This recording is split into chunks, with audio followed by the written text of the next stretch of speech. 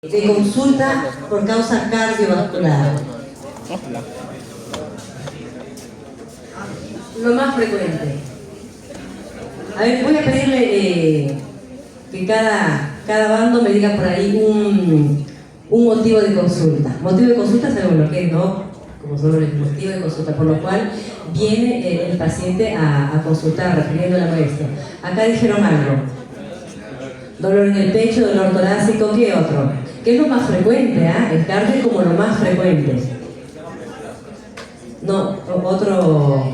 Ya dijeron dolor en el pecho, eso es parte de dolor en el pecho. ¿Qué otro síntoma? ¿Qué otro motivo de consulta?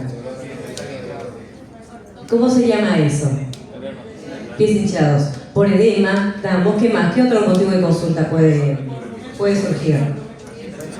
Miren que ahí ya puse 3, no se pase. Palpitaciones, muy bien que el paciente percibe sus latidos. ¿Qué otro? Muy bien, ahí alguien mencionó por pérdida de conocimiento. El síncope, bien, sí. Causas cardiogénicas, a motivo de consulta cardiogénico, vamos bien. ¿Qué más faltaría? Ya creo que lo van diciendo todo. Disnea o fatiga, que algunos lo pueden explicar como una fatiga que sienten. ¿Qué otra más? Edema. ¿Qué más nos faltaría? Palpitaciones, son pocos, ¿no? Miren, dijimos dolor, disnea, edema, palpitaciones, ¿qué más mencionaron ahí? Síncope, y por ahí puede ser la cianosis, así que son pocos. Hoy ya vamos como a acabar con la mitad de los motivos de consulta de causa cardiológica, ¿sí? Vamos a arrancar por el más frecuente. El más frecuente es, acá un poquito de la hoja de ruta, donde se va a hablar sobre la definición, sobre la fisiopatología un poco, vamos a tocar sobre la fisiopatología.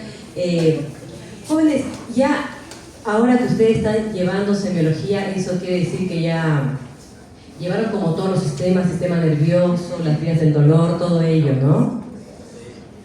O sea, están unos luchos, me van a hacer recordarnos. Muy bien, etiología, clasificación y bueno, y por ahí algunas conclusiones que lo voy a decir verbalmente. Vamos a arrancar por el síntoma, por el motivo de consulta más frecuente. Así que nos vamos al dolor torácico, ¿sí? El dolor torácico va a ser el motivo más frecuente de consulta en los pacientes por causa cardiogénica o motivo de consulta por el cual van al cardiólogo, ¿sí? Cualquier molestia que sientan, cualquier molestia que uno pueda sentir a nivel torácico, ¿va a estar realmente relacionado con el corazón? No, ¿cierto? Hay muchas causas por las cuales te puede doler el corazón. Y acá, para recordar un poco sobre el dolor, tenemos 2 tipos de dolor, así clasificándolo así en grande. Tenemos el dolor nociceptivo y el otro el dolor neuropático, ¿sí? Nos vamos a centrar ahora en el dolor nociceptivo. ¿Por qué? Porque el otro ya es más alteración de las mismas neuronas, ¿cierto? No es que haya lesión del tejido, a diferencia del dolor nociceptivo. ¿Para qué hay el dolor nociceptivo? ¿Qué se van a activar? Son los nociceptores. ¿Y esto qué es? Es secundario porque se activan por una noxa que puede actuar a nivel del tejido, ¿sí? Que puede producir inflamación, que puede producir una serie de cambios allí para que estimular estos tipos de receptores. Y dentro de ellos vamos a tener a 2 tipos de dolor, el dolor somático y el dolor visceral. ¿Qué es el dolor somático? ¿Por qué vía va el dolor somático? Bueno, exacto, ahí me dijo algo muy bien, va por las fibras que son más rápidas, que son las fibras mielínicas, ¿cierto? Las delta. Y ese dolor, ¿por qué se caracteriza? Porque es muy puntual. Uno puede decir, me duele el hombro izquierdo, la parte anterior, ¿estamos? Son dolores como muy puntuales, ¿estamos? Y a diferencia del dolor visceral, que es un dolor como mucho más difuso. El dolor, cuando digo somático, acordémonos de Embrio, de los somitas. ¿Se acuerdan que formaban los somitas? Los dermatomas, los miotomas, los esclerotomas, o sea, lesión en ese tipo de tejidos, es decir, en el músculo, en la piel, en el hueso, van a ser dolores somáticos, donde uno lo puede percibir y muy puntual, ¿sí? Puede decir, en tal lugar me duele, no sé, me duele la rodilla, algo, o sea, muy puntual, podemos decir, no sé, capaz que me duele a 2 centímetros del ombligo, podemos decir muy puntual. A diferencia del dolor visceral, que es propio ¿qué? De las, como su nombre lo dice, de las vísceras, de los órganos, no de los órganos que están internos, podemos decir, de lo que viene a ser corazón, intestino, vamos a decir de la aorta, estamos, y también... ¿Cómo? ¿Qué dije? Estamos hablando ahora del visceral. Sí, son las fibras C, muy bien. Las fibras mielínicas que son mucho más lentas, sí, muy bien, están muy bien, chicos. Pero, ¿dónde se encuentra sobre todo eso? O se van a encontrar también en las vísceras, se puede decir, por ejemplo, si hablamos del corazón, se encontrará en el pericardio visceral. Cuando hablamos de corazón vamos a ver allí dos tipos de inervación, ¿sí? La inervación somática y la inervación visceral. La somática, ¿dónde se encontrará? En el pericardio parietal, exactamente, en el pericardio parietal. Y las fibras aferentes van a viajar toda esa inervación porque está dado por el nervio frénico, ¿no? Del C3 al C5. Entonces pero recuerden que el nervio frénico no solamente, esto es importante que lo comprendan para que luego vean por qué una pericarditis me duele cuando yo hago una inspiración o cuando toso. ¿Por qué me duele? Porque también este nervio frénico a la vez también recibe información ¿de dónde? De la pleura parietal, y también del diafragma. Entonces, cuando tengo un dolor pericárdico va a estar asociado también a estos órganos o a algún cambio que pueda haber en estos órganos. Por ejemplo, hacer una inspiración profunda, ¿estamos? A ver, acá brevemente para que veamos como la vía del dolor nociceptivo tiene que ver siempre como una lesión, ¿sí? Una lesión que puede ser un infarto, si vamos a hablar del corazón, ¿no? Puede ser un proceso inflamatorio, puede ser una noxa como los virus que son los que suelen producir las pericarditis, ¿estamos? Y esto que va a hacer, me va a activar una serie de factores activos, ¿no? Las prostaglandinas, va a aumentar el potasio, la bradicinina, me va a aumentar todo esto que me va a activar, ya sea por la vía somática acá, las fibras mielínicas o las fibras C, que son la de acción lenta, por donde lleva la información visceral, ¿no? Bien, todo esto ¿hacia dónde va? Hacia la asta posterior, luego va a hacer un cruce y va a seguir por que nosotros ya lo dijimos, por la vía espinotalámica lateral, exactamente, ¿sí? Muy bien, eso ahí como brevemente para recordar. Les pregunto, un infarto, ¿por qué vía pasará? ¿Por qué fibras? Por las fibras viscerales, ¿cierto? No van a estar activadas ahí las fibras C. ¿Y estas dónde se encuentran? ¿En qué nervio? ¿Qué tipo de inervación es el que me lleva la información visceral? ¿Recuerdan? El simpático, ahí muy bien, el simpático, sobre todo de T1 a T5 si hablamos de miocardio. Vamos a pasar acá bien, no había esto. Bien, acá el dolor somático, que es muy puntual, mientras que el dolor, también tenemos acá el dolor visceral, y nos muestra, bueno, un ejemplo ahí de las vísceras. Bien, cuando hablamos, nos vamos a centrar acá un poco más en el dolor torácico propio de un infarto. ¿Estamos? ¿Qué pasa durante un infarto? Hay una isquemia, puede haber una necrosis que voy a tener aumentada. Lo que mencionamos, voy a tener la isquemia mismo, voy a aumentar los hidrogeniones, voy a tener una acidosis láctica que va a favorecer a este tipo de receptores y me va a llevar la información por la vía que ya comenté. ¿Estamos? Pero recordemos que a este nivel, entre T1 y T5, donde me lleva la información del miocardio, también van a converger otras neuronas. ¿Estamos? Van a converger otras neuronas somáticas incluso. ¿Estamos? Van a converger las neuronas del brazo izquierdo, de la mandíbula, algunas de ellas. Por eso es que luego se puede explicar que este dolor también se irradia a estas regiones. No solamente es el brazo izquierdo, también es el brazo derecho. Si alguien les dice que también le duele el brazo derecho que se irradia a esa región, paren la oreja porque es muy probable que se trate de un infarto. Pero además tiene otras características. No es un dolor puntual. Si tú le dices, dígame dónde me duele. Si él te dice acá, baja mucho la sospecha con un dedito, ¿no? Si apúnteme que un dedo donde le duele. Y el paciente te dice acá. Eso te aleja mucho, porque dijimos que es un dolor visceral. El dolor visceral es un dolor difuso y acá tiene la característica de ser opresivo. Ellos van a contar como lo que se suele decir, como una plancha, como una, no sé, le dijeron pata elefante, no sé quién habrá resistido de eso, pero lo llaman como algo similar, más que todo como una opresión, y tiene irradiación, tanto a miembro superior derecho o izquierdo, sobre todo se da al izquierdo, pero si ya el paciente comenta que es también al derecho, tiene más altas chances y sobre todo, ¿no? Tienen que ver mucho los antecedentes. Si viene un chiquilín de 18 años, uno de ustedes, me dice me duele acá en el pecho, ya hace poquito que terminó con la oral. Ustedes van a decir, van a correr, van a activar todo el sistema, ¿no? Van a estar llamando momentáneo, van a correr con su electro. No, primero hay que descartar otras causas, porque también hay causas emocionales, psicológicas que pueden desencadenar esto, ¿no?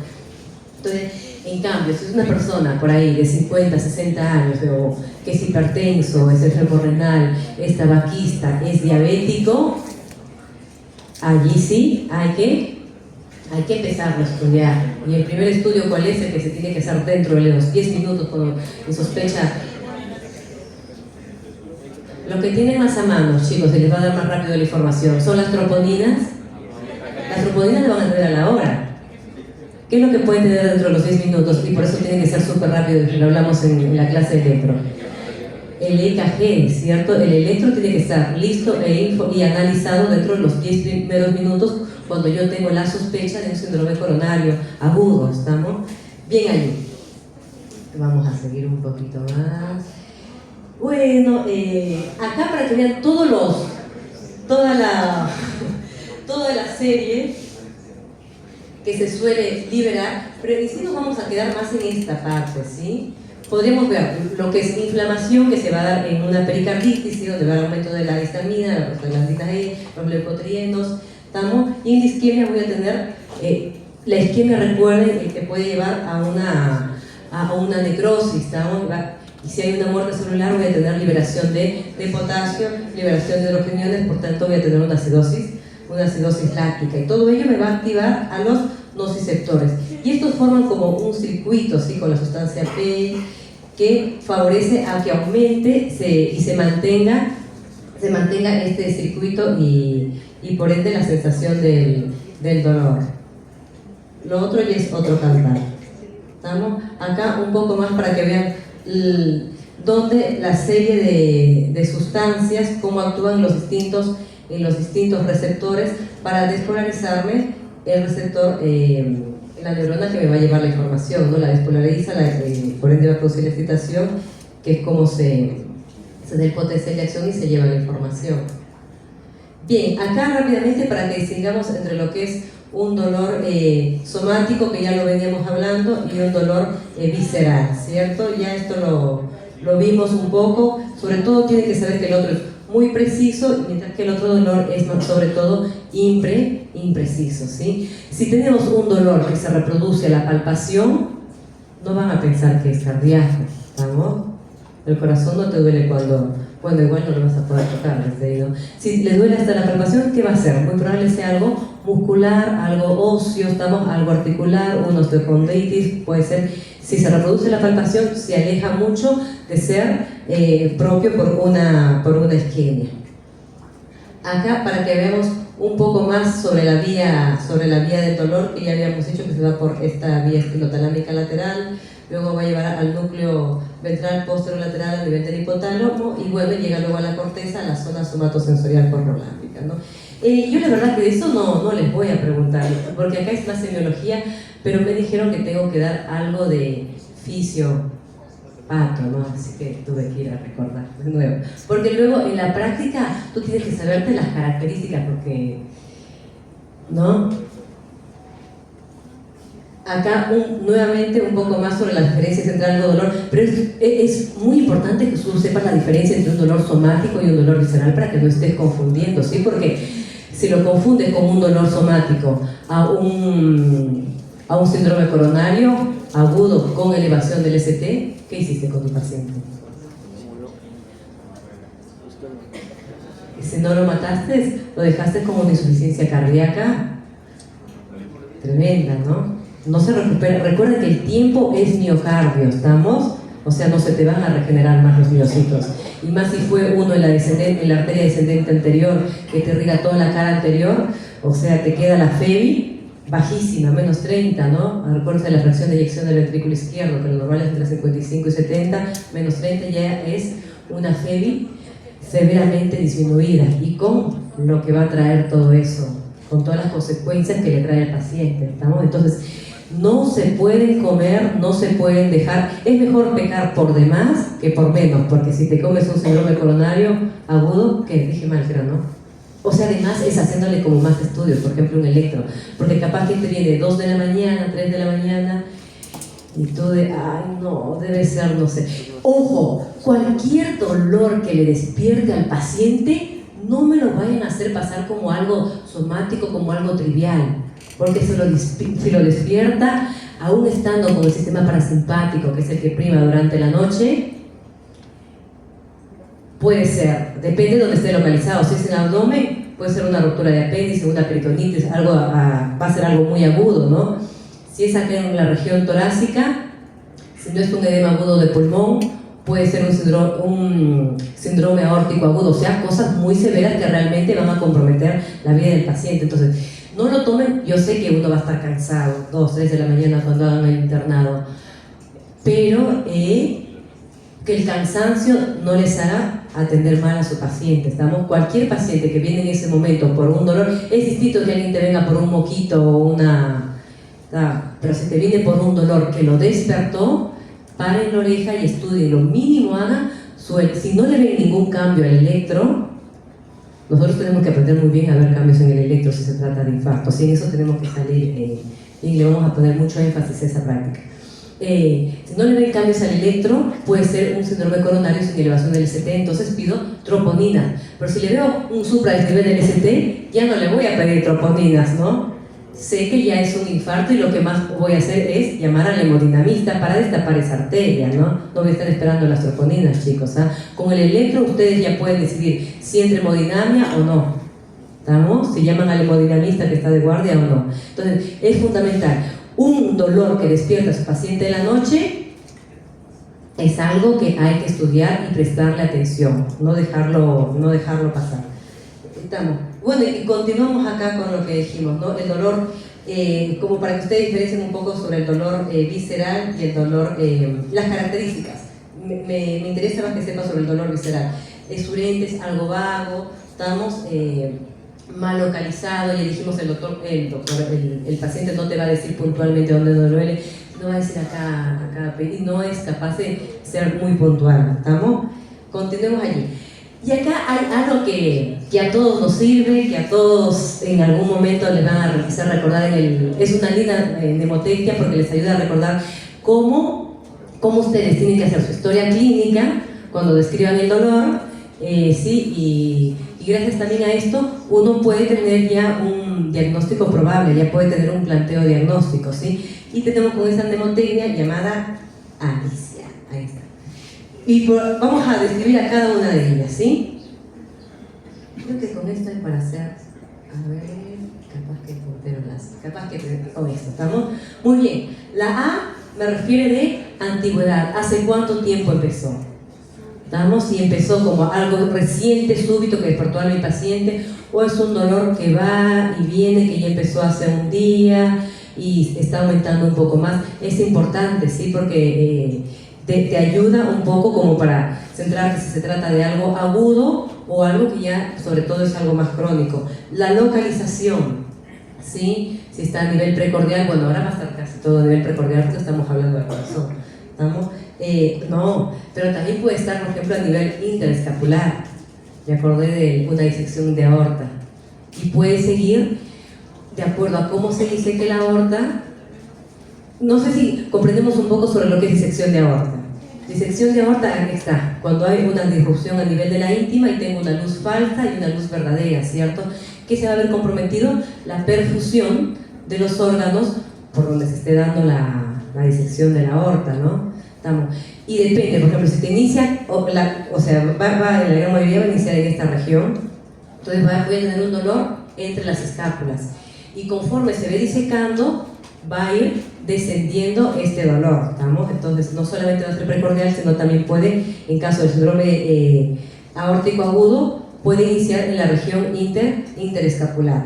Las características, ¿cómo es el dolor? Es un dolor opresivo, es un dolor pleurítico como en una pericarditis, es un dolor lacerante como en un síndrome aórtico agudo, ¿estamos? Entonces ahí hablo sobre las características. Irradiación, ¿hacia dónde se va? Se va hacia la mandíbula, se va hacia el cuello. La acentuación, ¿con qué se acentúa más el dolor? Por ejemplo, si le doy un nitrato, produzco vasodilatación, disminuye y habla más de algo isquémico. Si por ejemplo le disminuye el dolor cuando va hacia adelante, que lo vamos a ver en la pericarditis, también puede disminuir. Pero por ejemplo, si se exacerba frente a la respiración, frente a una inspiración, que van a estar comprometidas las pleuras, puedo sospechar en una pericarditis, por ejemplo, ¿estamos? Y bueno, eso en cuanto a acentuación. Y los síntomas asociados van a depender mucho, ¿sí? Por ejemplo, si pienso en una pericarditis, mayormente este paciente va a tener también una fiebre, a la auscultación va a tener un roce pericárdico. En cambio, en un paciente que está cursando un síndrome coronario agudo, que está activado el simpático, también se va a estar acompañado por diaforesis, ¿no? Una sudoración excesiva, también va a tener el paciente muy probable que tenga náuseas, vómitos, va a tener síntomas autonómicos también en ese caso. Esos son los síntomas asociados. Entonces, A de antigüedad o de aparición, la L de localización, la I de intensidad, la C de características del dolor, la I de irradiación, la A de con qué se acentúa o con qué se atenúa, ¿estamos? Y la S de síntomas que pueden ir asociados. Esto lo vamos a tomar en cuenta para ir analizando el dolor en otras patologías, ¿estamos? Muy bien. Dijimos que la principal causa de consulta, el principal motivo de consulta en cardiología es por dolor de pecho, pero no todo es justamente por ser algo cardíaco. Miren acá, vamos a ver que mucho puede ser por algo gastrointestinal. Si tiene el paciente un reflujo, va a referir como un ardor. Si tiene un espasmo esofágico, también va a referir como un dolor allí. ¿Estamos? Entonces, por eso es que nosotros tenemos que, cuando analizamos un paciente, es verle todo, ¿no? Tenemos que ver mucho los antecedentes del paciente, ver sus comorbilidades. La edad de por sí ya te da una gran información, ¿estamos? Saber, entonces, si tiene una úlcera péptica, todas esas cosas, si el paciente sufre de reflujo, si el paciente sufre de un esófago de Barrett o algo por el estilo, porque hay muchas causas, hay muchas patologías que pueden producir dolor desde a nivel torácico, ¿no? Desde una neumonía te puede producir un dolor torácico, si bien es cierto tiene otras características, pero hasta, por ejemplo, y esto le pasó a mi padre, me pasó realmente, que andaba consultando. A él empezó a doler a nivel torácico, le empezó a doler hacia esta región, ¿sí? Le hicieron electro, le hicieron troponinas, todo negativo. Y aquí hay que tener en cuenta, por ejemplo, creo que alguien lo mencionó ahí, podemos sospechar en herpes zóster. Recuerden que este virus se queda en las fibras, ¿sí? En las fibras neuronales, y cuando se baja nuestra inmunidad, puede florecer y producirse el herpes zóster. Y el herpes zóster, que si bien se conocen por ahí en el medio coloquial como culebrilla, que se caracteriza por vesículas que están siguiendo un dermatoma, ¿estamos? Pero días previos solamente puede doler, y recién a las 48 horas recién van a aparecer las vesículas. Esas también hay que tenerlo en cuenta, que es una causa por ahí frecuente. Bien, vamos.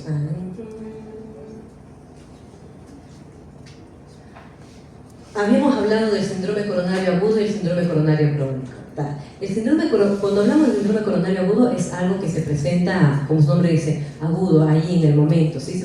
Es un dolor que, por ejemplo, va a despertar a mi paciente que va a tener una intensidad bastante alta, de 8 a 10. Acá tal vez para comentarles un poco. Recuerden que los síntomas es la percepción del paciente, ¿no? Es difícil que yo los pueda medir. Si el paciente me dice, me duele, yo no puedo saber qué tanto le duele, ¿no? Capaz por verle la facie me puedo dar una idea de cuánto le duele, o de ver al paciente, me puedo dar como una idea. Una forma también de preguntar es del 1 al 10. 1 es como una mínima molestia y 10 es el dolor más intenso que ella ha sentido en su vida. ¿Cuánto lo califica? Mayormente un síndrome coronario va a estar entre los 8 y 10 que te va a mencionar el paciente, ¿estamos? Entre 8 y 10. Es un dolor muy molesto. y en vez de estar a nivel precordial. En el síndrome coronario crónico, ¿qué quiero decir? Es aquel, recuerden que el síndrome coronario agudo se da por un accidente de placa, ¿estamos? De un momento a otro, en la arteria, en la luz de la arteria coronaria, se rompe una placa y va a ir a tapar un vaso distal, ¿estamos? Y depende del tamaño del émbolo, claro, se forma trombo y cuando dispara se conoce como émbolo, a donde impacte del tamaño, se va a ver la repercusión y a nivel cardíaco. Por ejemplo, si es un trombo, ponte de ahí de unos 4 milímetros, que tiene casi el mismo tamaño de que un trombo coronario izquierdo, se te lleva toda la circulación del ventrículo izquierdo. ¿Sí o no? Vas a tener tremendo infarto. Si va la descendente anterior, capaz de 1 de 3 milímetros, te va a comprometer la descendente anterior en su región proximal. Vas a tener un infarto grande. Pero es uno pequeñito, de 1 milímetro. Capaz que se va la descendente posterior y te produce menos cambios, ¿no? Entonces todo va a depender también del tamaño del trombo, que después cuando se dispara se conoce como émbolo, pero eso es dentro del síndrome coronario agudo, ¿estamos? Que es una ruptura de placa, ¿estamos? O un trombo que venga de algún otro lado. Por ejemplo, si el paciente tiene una fibrilación auricular, forma trombos en las cavidades izquierdas, y recuerden que el corazón, las primeras arterias donde va a distribuir la sangre, ¿cuáles son? Las coronarias. Entonces, ese trombo que fue formado en la aurícula izquierda, producto de una fibrilación auricular, cuando digo fibrilación auricular me refiero a una arritmia desordenada que ocurre en las aurículas. Y como es tan desordenado, ya el que comanda no es el nodo sinusal en la contracción de las aurículas, se va a dar que no se va a dar una adecuada, no se da una contracción auricular. Entonces hay una éstasis en esa región y eso favorece la formación de trombos, ¿estamos? Porque la contracción ayuda a que avance. Estoy hablando de aurículas. Y si se forma un trombo allí, sobre todo en la orejuela izquierda, que es la zona donde se suelen formar los trombos, y se dispara, puede. Si se dispara hacia el cerebro, ¿qué me va a dar? Un ACV isquémico, ¿no? Pero si se dispara a las arterias coronarias, ¿qué me va a dar? Tengo que ir viendo el tiempo. Tenemos hasta qué horas, hasta las 11 y cuarto. Está. Y nos falta fármaco que tenemos que dar. Bueno, pero ese es otro cantar. Estábamos con... Ahí está. Una FA te puede dar entonces un síndrome coronario agudo, como para que ustedes lo tengan en cuenta también, ¿sí? Bien, en cambio, un síndrome coronario crónico, que es como su nombre lo dice, algo crónico, se empiezan a formar las placas aterosclerósicas en nuestras arterias coronarias, pero sin embargo permiten el paso de la sangre, ¿sí? Si bien es cierto, conforme sea más grande la placa, va a ir disminuyendo la luz, pero sin embargo va a permitir el paso. ¿En qué momento yo percibiré el dolor? ¿En qué momento tendré isquemia?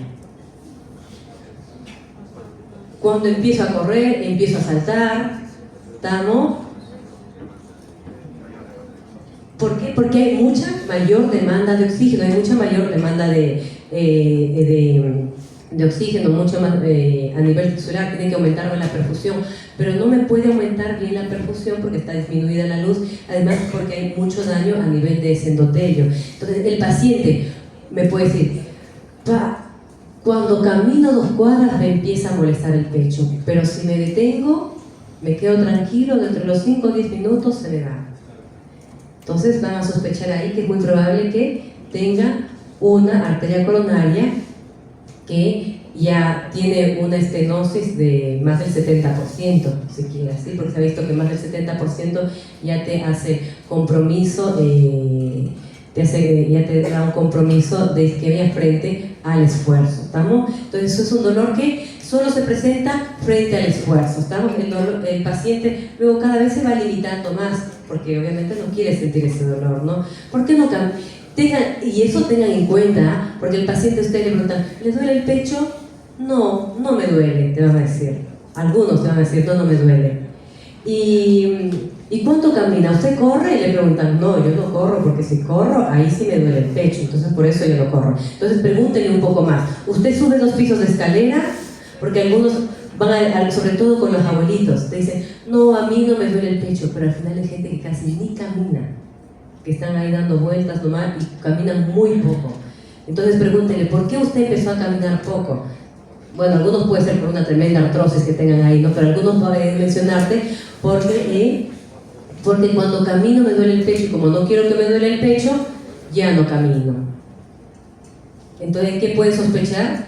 Que se está dando un síndrome coronario crónico, ¿sí? Entonces, hay que indagar mucho más. A veces a los pacientes hay que sacarle la información por cucharaditas, ¿estamos? Porque algunos quieren estar como sanos totalmente, pero recuerden que ese dolor isquémico es sobre todo frente al esfuerzo que les estoy comentando en un síndrome coronario crónico. Dime.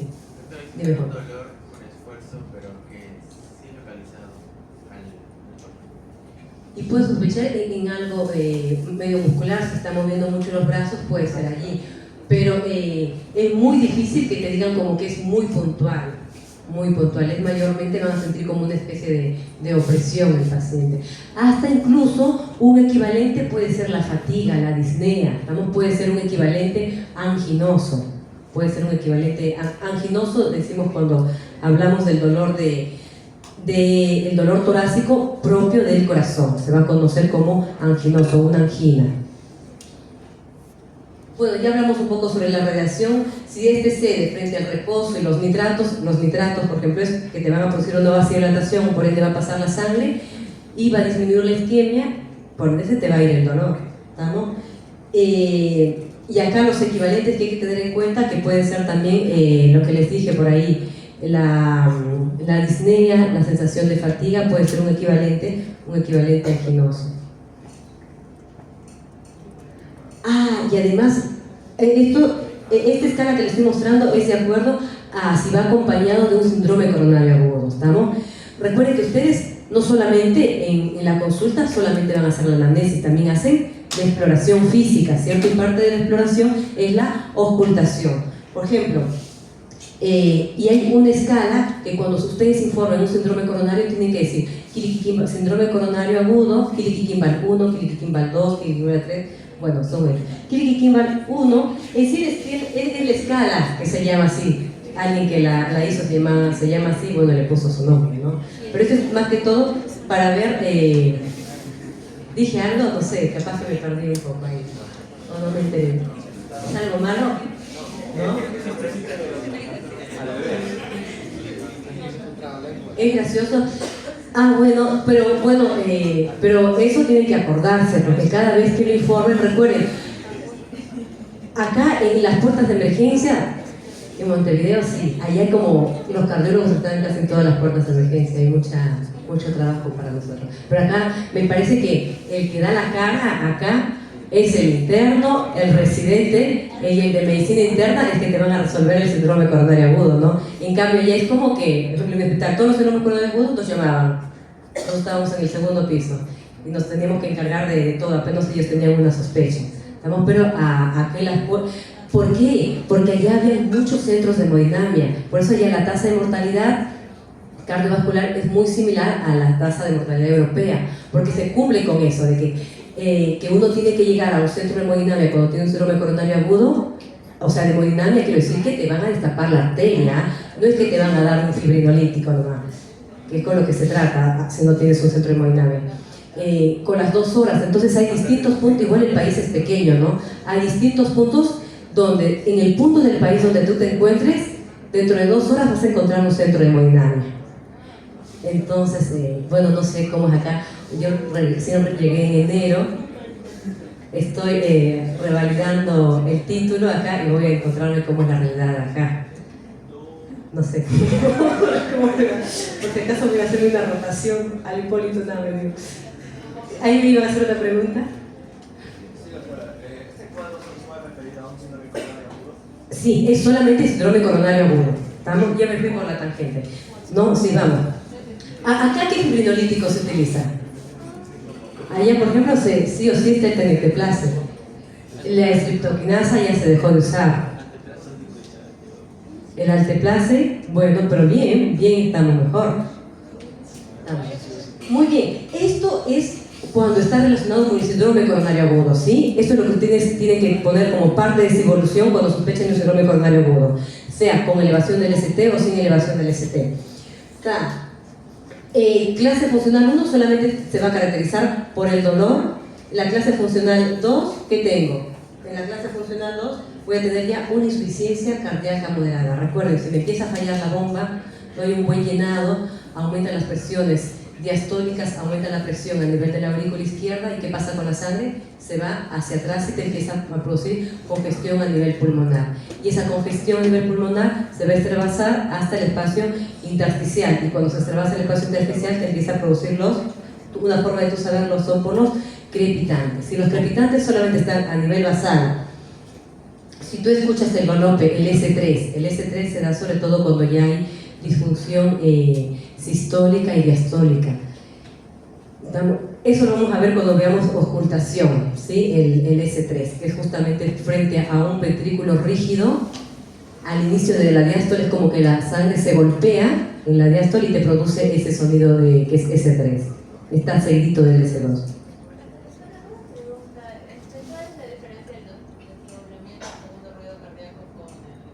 Con el S3.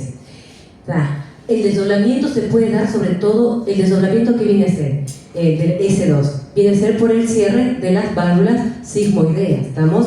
De la aorta y de la pulmonar, y sobre todo se da en el momento de la inspiración. Voy a observarle sobre todo ese desdoblamiento, ¿estamos? ¿Cómo tú te puedes dar cuenta?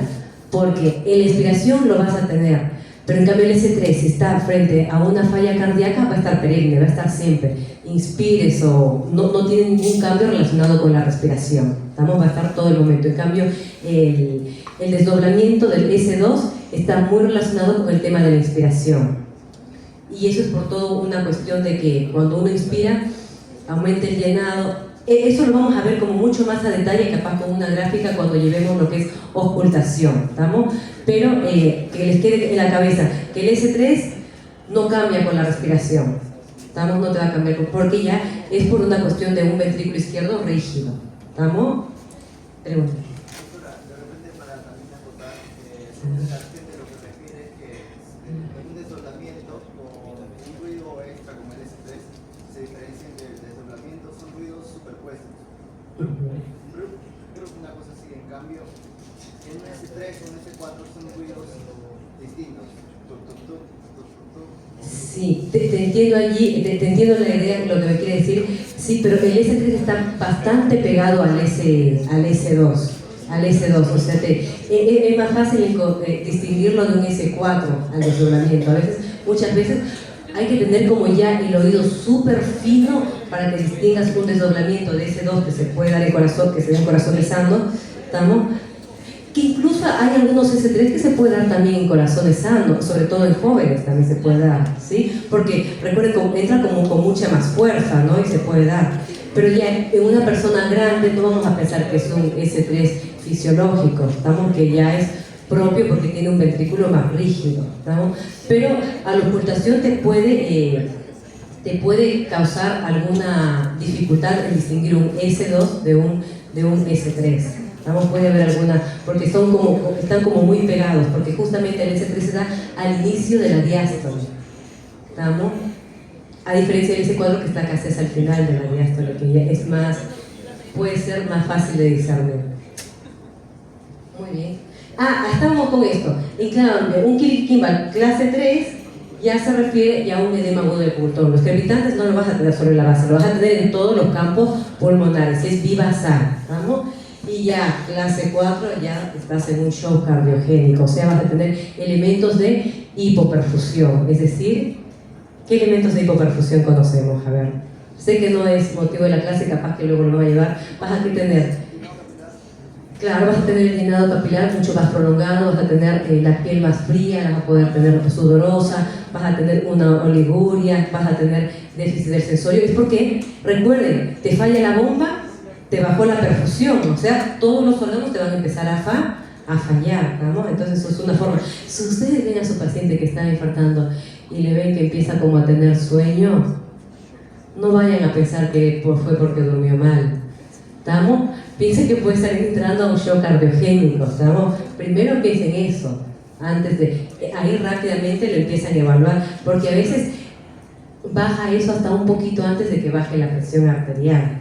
Entonces, si yo lo ves como algo cianótico, porque recuerden que, como para que te mantenga la presión arterial, va a estar como va a haber vasoconstricción, porque el cuerpo hace de todo para mantenerte la hemodinamia, ¿no? Va a haber una vasoconstricción, que tú vas a sentir la piel fría y sudorosa, pero, pero tiene buena presión, está con la PAN 70, pero si ya está frío y sudoroso, es porque todo está tratando de mantenerte la hemodinamia, o sea, no tienes que dejarlo pasar a este paciente, solamente dejándote guiar por el monitor que dice una PAN de 70, ¿estamos? Porque ahí a los minutos se te va a caer ya, se te puede caer tu paciente porque está iniciando un shock cardiogénico. Eso como para que tengamos en cuenta, para estar como muy finos en evaluar otras cosas más que no solamente sea el monitor y el electro, ¿estamos? Si el paciente ya se torna como más tranquilo y si primero le dolía muchísimo, empiecen a parar la oreja, no es que se disolvió el coágulo. Bueno, a veces puede pasar.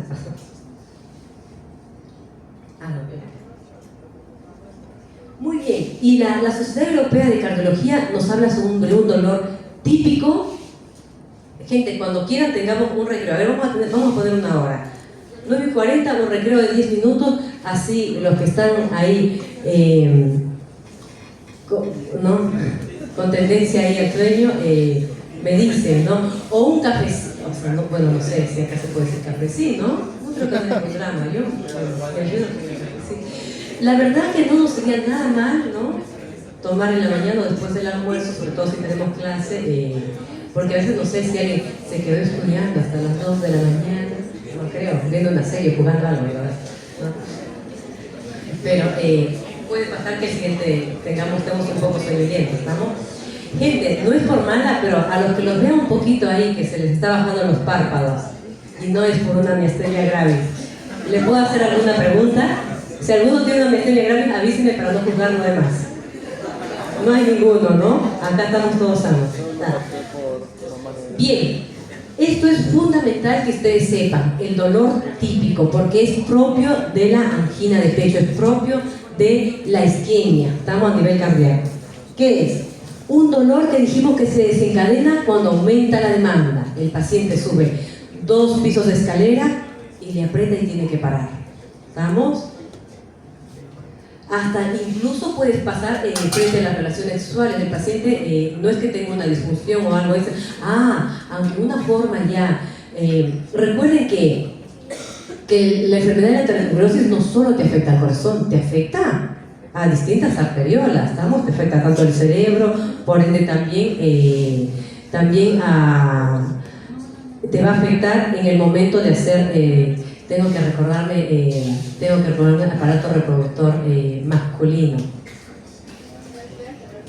Hágame recordar, los cuerpos cavernosos, los cuerpos esponjosos, todo eso. O sea, te puede afectar a distintas arterias, ¿estamos? Y un paciente puede por ahí debutar con una disfunción eréctil.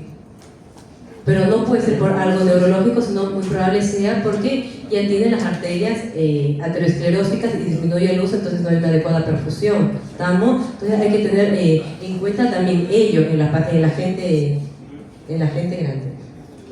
Muy bien. Si se alivia con el reposo, se alivia con nitritos, es muy característico del dolor típico, ¿no? Entonces acuérdense, frente a la demanda, se alivia con el reposo o con nitritos, con vasodilatadores. ¿Estamos? Y tiene la semiología típica, que dijimos cómo tiene que ser el dolor. Retroesternal, opresivo, no sé qué fue eso, Miguel. Dolor retroesternal opresivo, eso es la semiología típica. ¿Estamos? Entonces tiene que cumplir con estas 3 características, que sea frente a la demanda, ¿qué más? Que calme, frente al reposo. ¿Estamos? Porque una neumonía no te calma con el reposo. ¿Estamos? Y que sea, que sea retroesternal, tenga las características de un dolor tipo opresivo. ¿Estamos? Y también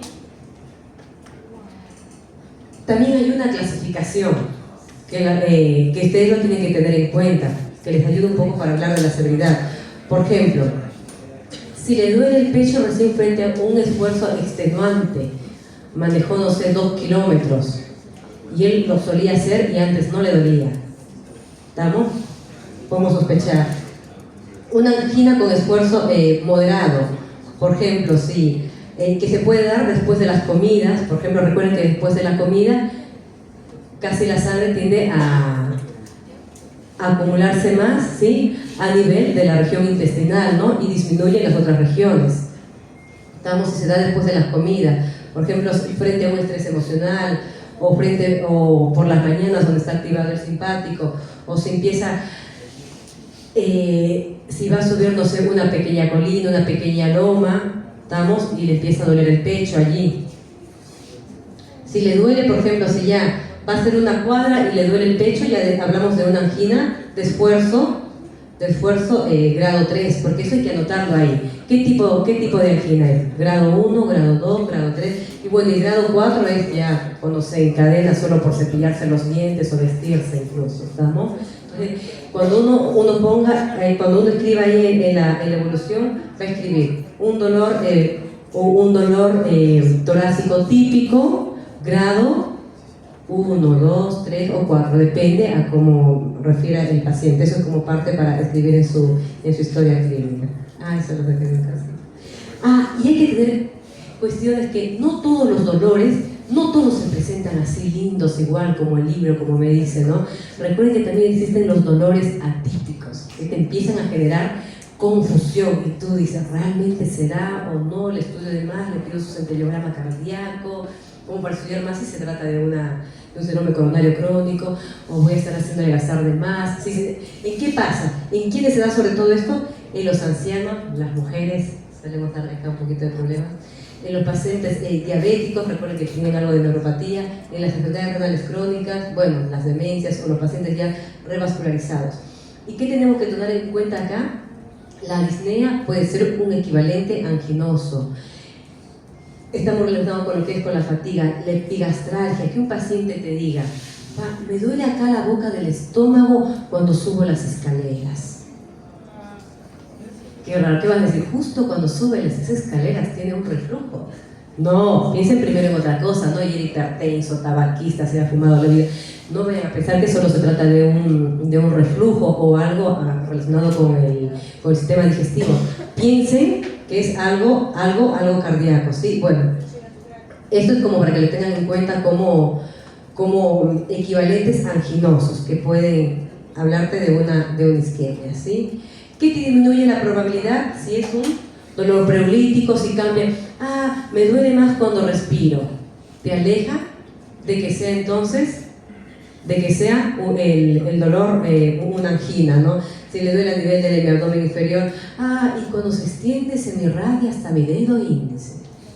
Demasiado puntual, está sospechoso eso, ¿no? Eso es como que te aleja más, ¿sí? Si es reproducible frente a la palpación. Mire, por ejemplo, a mí me pasa, yo estoy haciendo como ecocardiogramas, ¿no? También entonces, venían unos le pedían un ecocardiograma por dolor atípico, decían, ¿no? Dolor atípico. Y ya yo empecé a hacer el ecocardiograma. Recuerden que el ecocardiograma, las ventanas están para esternal izquierdo, apical, estamos supraesternal, subcostal, ¿no? Justo le tocaba ahí es donde me duele, doctora, ahí me duele.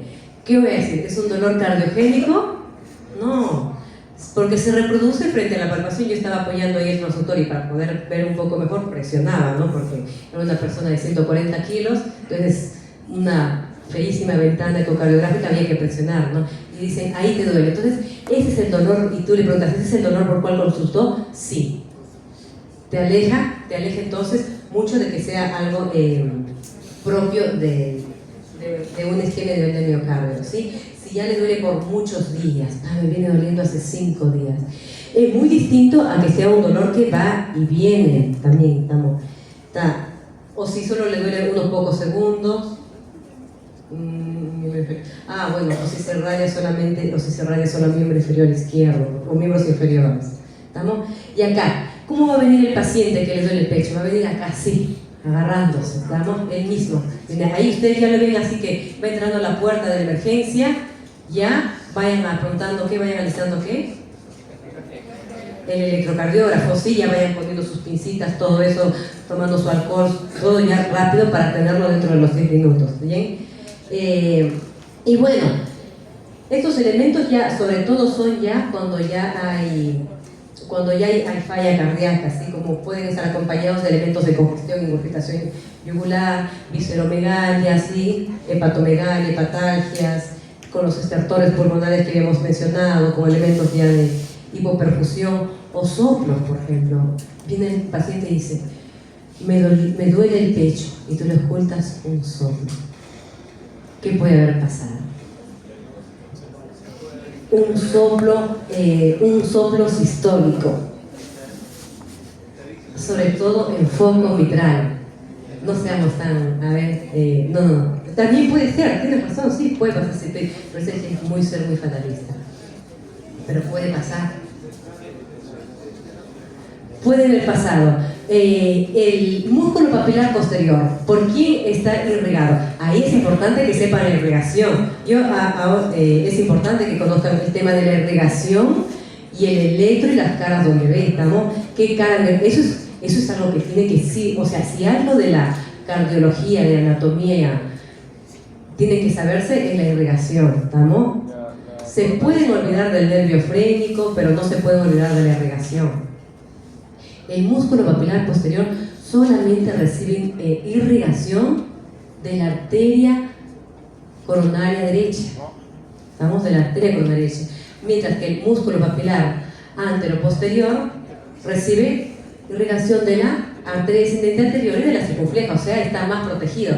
Si se tapa la arteria descendente anterior, bueno, va a recibir circulación de él. ¿Y se acuerdan quiénes están anclados a los músculos papilares? Las cuerdas tendinosas de distintos órdenes, ¿no? Si se isquemia un músculo papilar posterior porque se le tapó la arteria coronaria derecha, tuvo un infarto grande de la arteria coronaria derecha, extenso, ¿qué me va a pasar? Una insuficiencia de la válvula mitral severa, y tú lo vas a escuchar como un soplo. Le duele el pecho y además tiene un soplo, tú ahí dices, puede ser un infarto derecho. Y recuerden que el tratamiento es muy distinto de infarto derecho con infarto izquierdo. No es el mismo, ustedes lo van a ver. Pueden hundir a su paciente si lo empiezan a tratar como si fuese un infarto izquierdo. ¿Vamos? Entonces es fundamental que ustedes, por eso el electro es mandatorio, el examen físico también, pero rapidísimo el electro, porque en el electro tú ya te puedes dar cuenta de que es un infarto derecho. Y si tú sospechas de un infarto derecho, ¿qué derivaciones le harían? Por favor, mi grupo que estuvo llevando electro conmigo el domingo, que me responda. Acá usted, que está agarrando los ojitos. Estuviste en mi grupo. ¿Ves a recordar tu nombre? Con los lentes, penúltima fila. Exacto, tú. No, el que volteó la cabecita, ahí está, tú. ¿Me dices tu nombre? Paulo. Recuerda, cuando yo tengo una sospecha de un infarto, de un síndrome coronal, de un infarto del lado de la arteria coronaria derecha, ¿qué derivaciones realizo?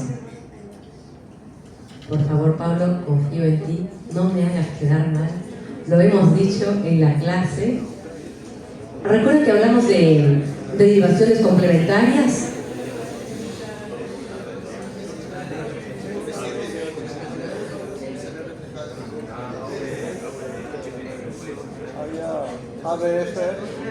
Cuando hablamos, ¿quién irriga la cara inferior del corazón? La descendente posterior, que es una rama de la coronaria derecha, ¿cierto? O sea, va en el 80% de los corazones, ¿no? Cuando hablamos de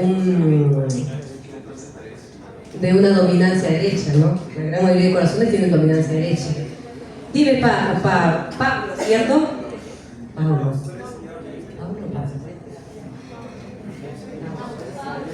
Con U. Muy bien, Pablo, dime. Ahí ya te soplaron un poquito, creo, ¿no? ¿O te acordaste? Pero las complementarias que yo pido. Claro, las derivaciones típicas, ¿cuáles eran? A coro, por favor, esto, las derivaciones típicas que tienen que hacer, que son 12. ¿Cuáles son? De U, las bipolares, de 1, de 2, de 3, luego las unipolares a nivel frontal. ABF, ABR, y ABL, está. Luego, ¿qué viene? De B1 a B6. Esas son las que tengo que hacer básicas, ¿tá? Pero si sospecho, si tengo un infarto de cara inferior y yo sé que la que me irriga es la coronaria derecha, voy a hacer las complementarias, que son... ¿Quiénes te miraban la cara derecha? Bien. Ahí está. B3R, ¿se acuerdan? B4R, B5R, B6R. Entonces hago esas que son las complementarias, ¿estamos? Bueno, ya no estamos viendo por otro lado. Y es distinto cuando es posterior. ¿Está? Bueno, igual eso lo vamos a repasar cuando veamos electro de infarto de cada una de las caras. Así que prohibido faltar gente, con eso salvan vidas. Gente, y obviamente que el paciente no es aislado, no es solo un dolor. Siempre yo voy a preguntarle los antecedentes, ¿no? ¿En quién voy a aumentar mi sospecha de un síndrome coronario agudo? ¿En aquel que es hipertenso? ¿Cuál es el principal factor de riesgo cardiovascular? Principal factor de riesgo cardiovascular, 35%. El tabaquismo. El tabaquismo es lo principal, ¿sí? Ese es el principal. Luego viene, no se pegue, luego viene la hipertensión arterial, luego viene la dislipidemia, viene la diabetes, ¿estamos? Pero el principal es el tabaquismo. Bueno, también están los otros factores. Bien, de esto, ¿alguna pregunta? Que este es el dolor que ustedes tienen que manejarlo muy bien, ¿estamos? Bueno, el que viene también, pero este sobre todo porque es uno frecuente. ¿Cuál es la principal causa de mortalidad mundial y también en el Perú? Ya tenemos a alguien para psiquiatría. No, a ver, vamos. Chicos, por favor, no me decepcionen. Si estamos hablando del tema y les estoy haciendo hincapié en que tienen que hacer diagnóstico bien, es la parte cardiovascular, ¿sí? La primera causa es la cardiovascular. Después ya están las neoplasias, ¿estamos? En este tiempo, ¿no? Ya las infecciones eran décadas atrás por el tema de los antibióticos, pero es lo principal cardiovascular, porque recuerden que nos estamos volviendo un país igual, sedentario, comiendo comida chatarra, ¿no? ¿Cómo? ¿El paiche? No, el paiche es un factor protector, por favor. No, ¿qué te dijeron? ¿Estuvimos hablando mal del paiche? Los pescados, todo eso, no. ¿Qué me dijo? Escuchar la... Vaya tu sordo, qué mal.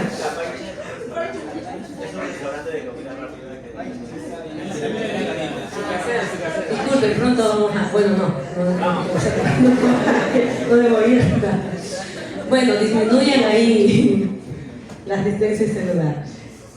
Porque recuerden que se empieza a formar las estrías ateroscleróticas desde la niñez. ¿Ah? Lo que ustedes hacen ahora se va a ver reflejado en los 40 años. Miren, o sea, un par de décadas más y los podemos tener en hemodinamia. No quiero eso, qué triste, por más médicos. Recuerden, ¿cómo se llamaba? Pacha.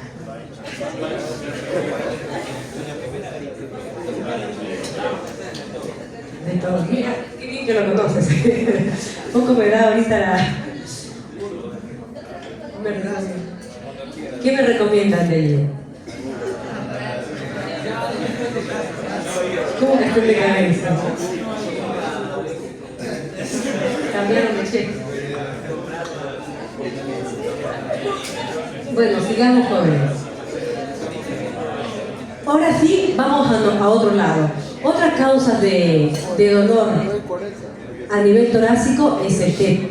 La fisiopatología es muy distinta. El tromboembolismo pulmonar me refiero. ¿Estamos?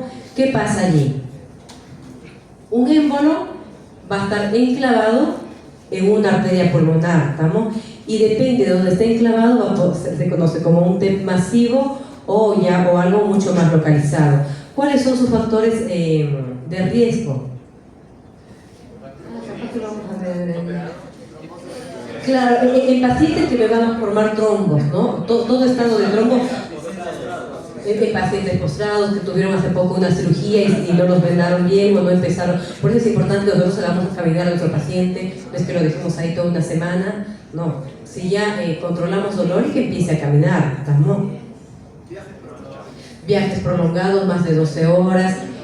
Sí, ahí en gente embarazada, muy bien. ¿En quién puedo sospechar también? Claro. Fumadores, bueno, pero sobre todo lo primero que me estuve, en una persona que esté cursando el cáncer. Recuerda que el cáncer es protrombótico, ¿sí? Y a veces te puede debutar con una trombosis venosa profunda o un TEP. Y después siempre hay que estudiar la causa, hay que estudiar la causa y puede ser que la persona terminemos haciéndole el diagnóstico de una neoplasia.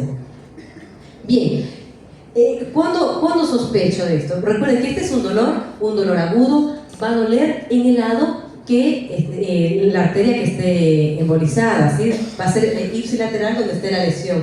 La intensidad va a ser algo variable. El dolor se caracteriza por ser pleurítico, porque recuerden, el pulmón en sí no duele, pero si se tapa algo, no le pasa sangre, ¿qué pasa con eso? Con ese tejido se empieza a necrosar, y si se empieza a necrosar, empieza a inflamar la pleura, y ese es el dolor que nosotros vamos a sentir. Y la inervación de la pleura, dijimos, de la pleura parietal, ¿cuál era?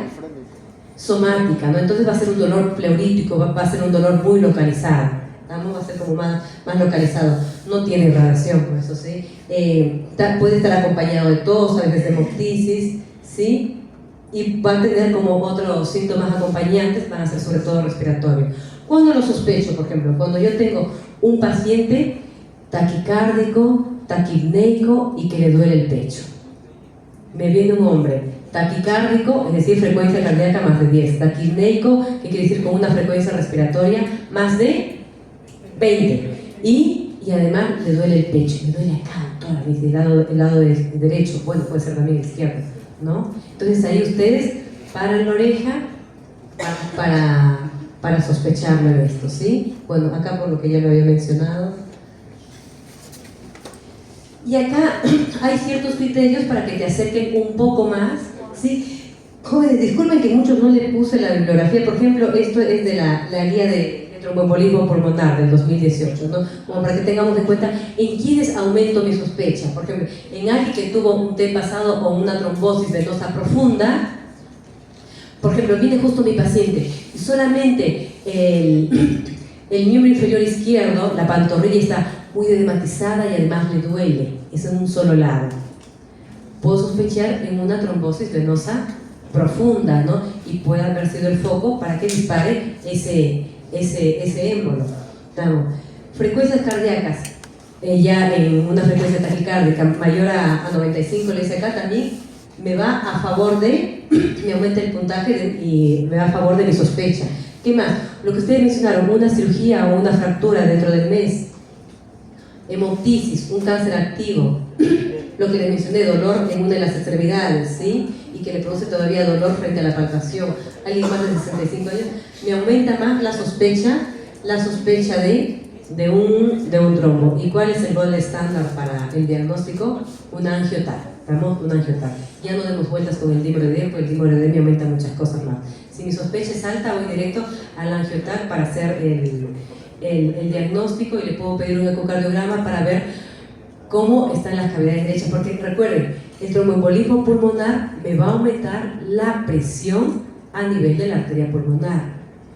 Y si están aumentadas las presiones a nivel de la arteria pulmonar, me va a afectar las cavidades derechas. Las cavidades derechas, recuerden que no han sido creadas para soportar presiones altas, a diferencia del ventrículo izquierdo, ¿sí? Me puede después llevar, hay muchos signos ecocardiográficos que uno puede ver para sospechar en TEP, que ya muy probablemente van a llevar luego eso, ¿sí? Bien, ¿qué otra patología también me va a producir un dolor precordial? Lo que les había mencionado en un inicio, el síndrome aórtico agudo. Es algo de un momento a otro que se presenta, puede ser el paciente, puede ser...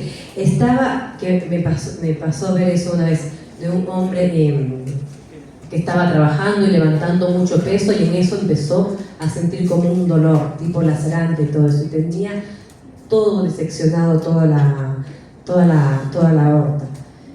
Entonces, es un dolor agudo, es un dolor que va a iniciar a nivel interescapular y depende del compromiso, este dolor puede ir avanzando y descendiendo, ¿estamos? Es una intensidad muy severa, es un dolor es un dolor desgarrante, asfixiante, lo mencionan, es como que algo que les penetra, ¿estamos? Bueno, y los atenuantes, la verdad que no va a existir mucho atenuante para ese tipo de dolor, ¿estamos? Entonces, recuerden que este es un dolor también visceral, de inicio súbito, ¿sí? Va a tener sobre todo una irradiación posterior, tiene un carácter migratorio, ¿sí?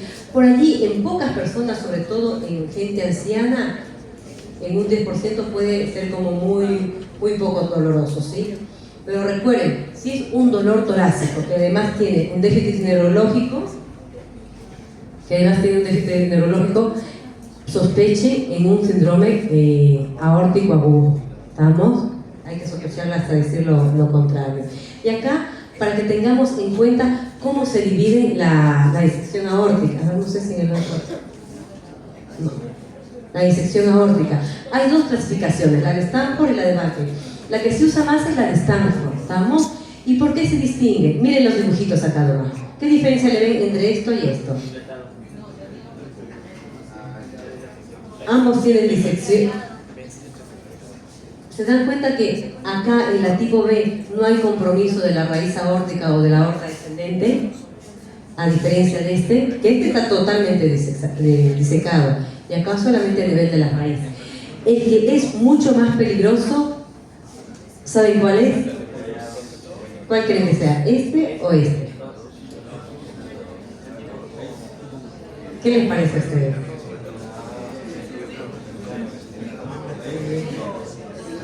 Es este. El que hay que tratar ya es este. Tiene que entrar rápidamente a cirugía. Es este. ¿Por qué? ¿Qué pasa con este? Se le va. Bueno, puede pasar varias cosas acá, ¿sí? Uno, como se dilata, me puede producir una insuficiencia de la válvula aórtica severa, rápido. Una insuficiencia aórtica severa. ¿Estamos? Una insuficiencia aórtica severa es muy distinto a una insuficiencia aórtica crónica, que donde ya el ventrículo se fue acomodando, ¿tá? Y puede soportar más sobrecarga de volumen, ¿no? A diferencia de una insuficiencia aórtica aguda, que es un ventrículo que no te va a soportar mucho volumen, ¿estamos? ¿Qué más? También te puede disecar las coronarias y producirte un infarto, ¿estamos? También te puede producir un taponamiento cardíaco. Entonces, todo lo que te juegue en contra del corazón, porque sin corazón, ¿qué pasa? Ya no somos, ¿no? Entonces, esta es la que tiene que entrar rápidamente a cirugía. Porque estas otras muchas veces se va a tener conducta expectante, porque a veces el tratamiento puede producir más daño, porque no es fácil reparar. A veces pasa que uno, y pasa en muchos casos, ¿no? Que lo que sí tenemos que hacer es controlar muy bien la presión arterial, porque el aumento de la presión arterial va a favorecer a que se siga diseccionando más, ¿sí? Allí sí es el caso donde ustedes tienen que bajar. Si tienen una crisis hipertensiva y además le duele, tienen que bajarme la presión dentro de las primeras 2 horas, llevarme a lo menos que puedan a 130, 120, si estuvo por ahí 180 o 200. Sobre todo se asocian mucho las crisis hipertensivas, ¿sí? Bien. Y bueno, acá, la triada clínica es un dolor típico, como les mencioné, desgarrante, asfixiante, ¿sí? Puede haber alteración ya en el pulso, va a depender de cómo es su recorrido, puede haber alteración entre uno y otro, depende del compromiso que haya tenido en la brachiocefálica derecha o en la subclave izquierda. Va a haber un ensanchamiento mediastinal en la radiografía de tórax, lo van a ver como algo ensanchado, ¿estamos? Esto les hace como ya una sospecha de una disección aórtica. También hay otros síndromes aórticos agudos, que es la úlcera aórtica penetrante, el hematoma intramural, que estos igual pueden ir luego a una disección aórtica. Dime. La disección aórtica, ¿cuánto tiempo es que progresa la enfermedad? ¿Es algo crónico? ¿Entonces se da cuenta o es algo más? La disección aórtica es algo agudo, lo que es muy distinto al aneurisma aórtico. El aneurisma aórtico ya te predispone a una disección aórtica. ¿Estamos? El aneurisma sí es algo crónico, que va de a poco, se va dilatando, ¿estamos? Eso es algo crónico, pero la disección aórtica es un dolor que te empieza rápido, es algo agudo que puede despertar al paciente, o que está frente a una crisis hipertensiva, o si el paciente alza mucho peso, se aumenta la presión y puede favorecer a una disección aórtica. Pero sobre todo en quienes lo vas a ver, en pacientes hipertensos o que tengan alguna enfermedad del colágeno, como son los Marfan, por ejemplo, ¿estamos? En ellos los puedes ver. ¿Alguien me habló? Ah, ahí está. ¿Esa morfología que presenta la aorta se debe a simplemente alteración de la hipertensión o es congénito esa parte de la etiología? No, puede ser congénito, que te puede predisponer, como son los Marfan, las colagenopatías, le digo, pero lo más frecuente es por el tema de la hipertensión mal controlada. Por eso nosotros estamos viendo fármacos, les dije, por eso es de vital importancia controlar bien la presión. O sea, no es así bromita que, no importa, mi paciente tiene 40 años y anda con sus presiones 160, no, y está hace un año. No, porque por eso que yo en la primera diapositiva de fármaco les puse todo lo que podía producir la hipertensión arterial. Te puede llevar hasta una insuficiencia cardíaca, incluso es la causa más frecuente junto con el infarto, la hipertensión arterial. Entonces, si bien es cierto, es una... Celeste, ¿tú quieres entregarme algo? Bien.